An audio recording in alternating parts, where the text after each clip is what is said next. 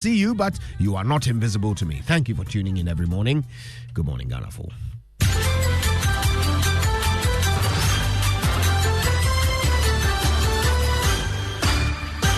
Hello and welcome to Joy News at 6. The news is live on Joy 99.7 and Hits 103.9 FM in Accra. In Kumasi, it's on Love 99.5 FM and over 30 affiliates across Ghana's 16 regions, including in Kiligi FM in Boli, Biwa Radio Yendi, Might FM Tamale and ATL FM in Cape Coast. Get radio, TV and online content on the manjoonline.com app for Android and iOS devices. Coming up, special prosecutor arrests 2 more persons in connection with the ongoing investigations into activities of the defunct Interministerial Committee on Illegal Mining. Meanwhile, Secretary of the defunct Interministerial Committee on Illegal Mining calls the bluff of the special prosecutor as his lawyer says he will not honor the OSP's invitation despite a warrant of arrest hanging over his head. We did not transition from military rule into democratic rule for the office of the special prosecutor become a pseudo-military agency. So he's not going to turn himself in. In business, business associations disclose IMF deal halted plans to lay off workers and shut down operations. Details on the Joy Business Report.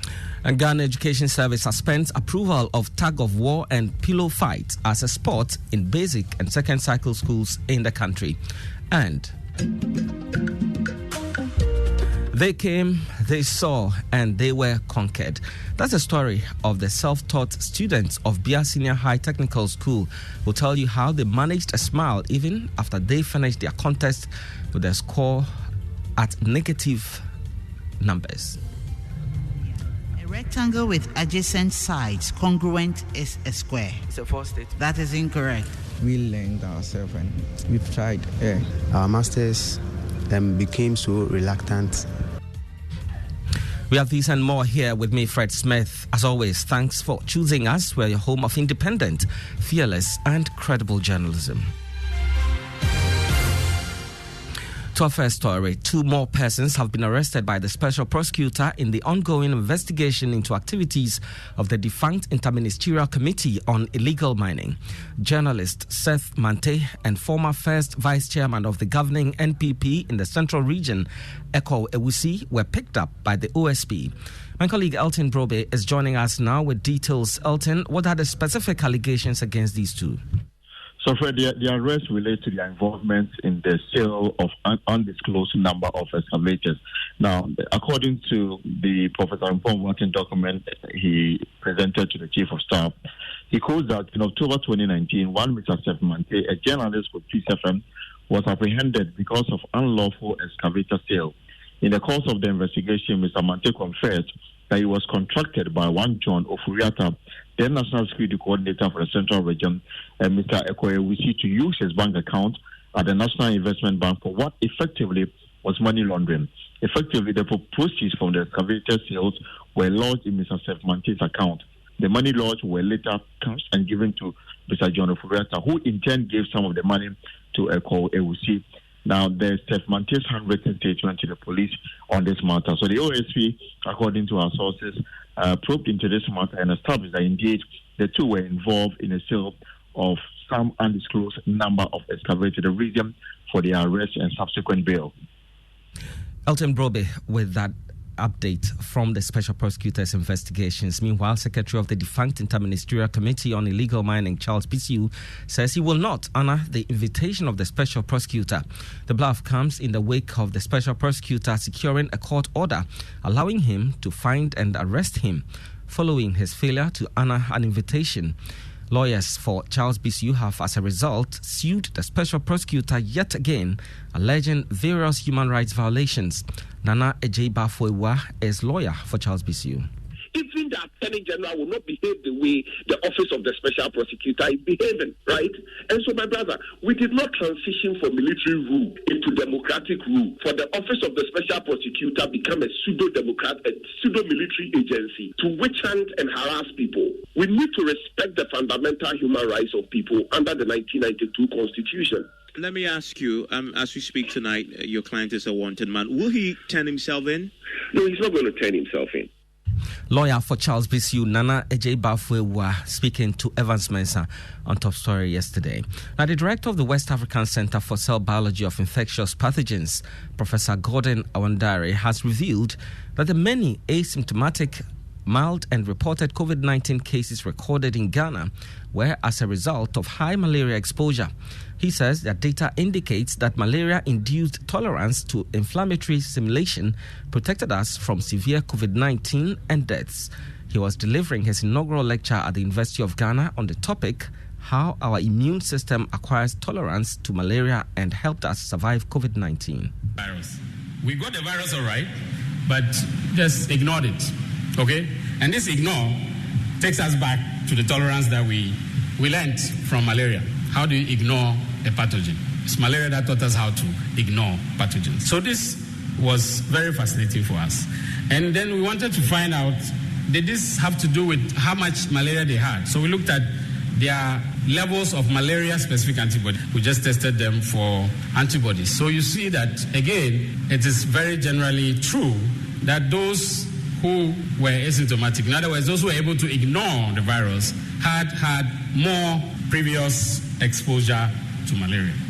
Director of the West Africa Center for Cell Biology of Infectious Pathogens, Professor Gordon Awandare. The pensioner bondholders have refused to back down on protests insisting government borrows from Treasury bills market to pay maturing coupons.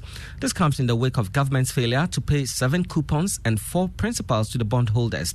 Speaking to Raymond Akon upfront, convener of the pensioner bondholders, Dr. Edu Ananientri, dismissed suggestions that any attempt to raise more money to pay them will only worsen the country's debt situation. If you borrow a little more at the Treasury bill market and use it to service this, it is better, especially for the aged who solely are relying on these coupons.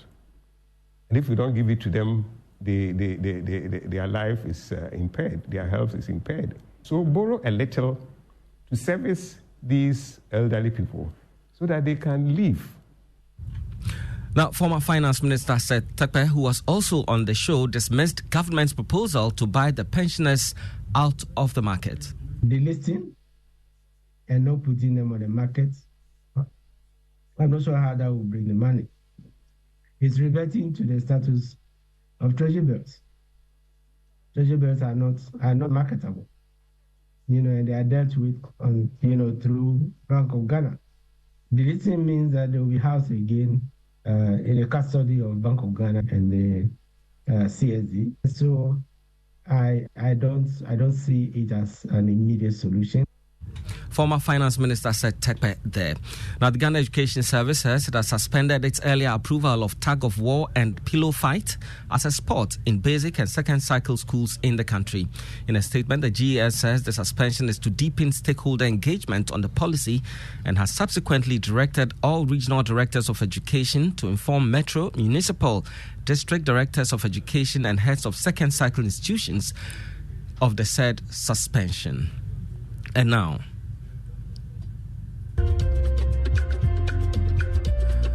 they came, they saw, and they were conquered. That's the story of the self-taught students of Bia Senior High Technical School during the qualifying stages of the National Science and Math Quiz in the Western North region. Without a dedicated teacher and close to no reference material, the students of Bia SHTS took charge of their own destiny and prepared for the competition. My colleague Michael Ashali has the rest of the story. You've been learning all day long, waited for this moment too. An honest confession of sleepless nights by students of Bia SHTS preparing to contest in the Western North qualifiers. But the contest proved to be a very difficult hurdle. Yes, Bia. Recessive. That is incorrect. Bia, a rectangle with adjacent sides congruent is a square. It's a false statement.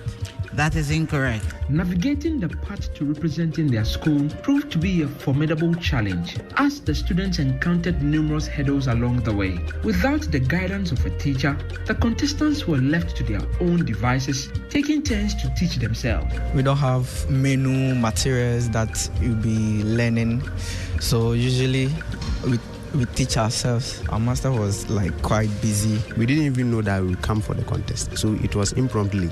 In a disheartening turn of events, their efforts culminated in a score that defied expectations. So at the end of the contest, these are the scores. Bia had negative 10 points, and St. Joseph Senior High School had 30 points. Despite finishing with a negative score, the contestants showcased the true essence of perseverance and determination. We've tried, but it didn't work out. Bia, alpha particles are highly ionizing. True statement. That is correct. For Joy News, Michael Ashale. And that's how we end the news at 6 this morning. Our top story: Special Prosecutor arrests 2 more persons in connection with the ongoing investigations into activities of the defunct Interministerial Committee on Illegal Mining. I'm Fred Smith. There's more news at myjoyonline.com. You know, Papa, see that? And it's Ricky Tika. Hey, Papa. Now